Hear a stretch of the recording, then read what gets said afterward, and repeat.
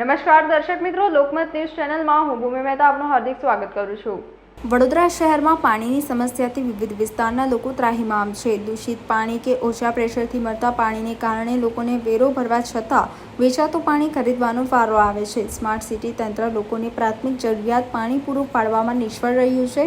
ગરમીના કપરા દિવસોમાં લોકો પાણી માટે વલખા મારી રહ્યા છે, ત્યારે શહેરના પશ્ચિમ વિસ્તારમાં હરિનગર બ્રિજ પાસે પાણીની લાઇનમાં ભંગાણ સર્જાયું હતું। કલાકોથી સર્જાયેલા પાણીની લાઇનના આ ભંગાણને કારણે સમગ્ર વિસ્તારમાં પીવાના પાણીનો વેડફાટ થતાં ઠેર ઠેર ચોખ્ખું પાણી ફરી વળવાથી ચોમાસા જેવી પરિસ્થિતિ સર્જાઈ હતી।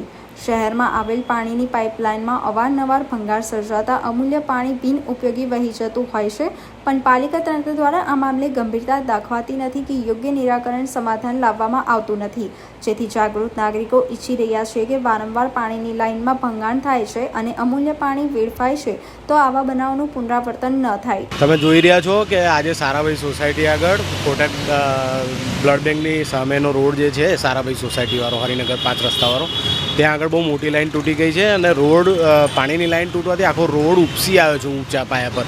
એટલે થાય એટલું વહેલી તકે કોર્પોરેશન આ કામ વહેલી તકે કરે તો સારું છે, કારણ કે કોઈને નુકસાન, ગાડી વ્યવહારમાં નુકસાન થશે। સમાચારોના સતત અપડેટ મેળવવા માટે લોકમત ન્યૂઝને યુટ્યુબ ઉપર સબસ્ક્રાઇબ કરો, બેલ આઇકોન દબાવો અને અમારી સાથે જોડાયેલ રહો ફેસબુક, ઇન્સ્ટાગ્રામ અને ટ્વિટર ઉપર।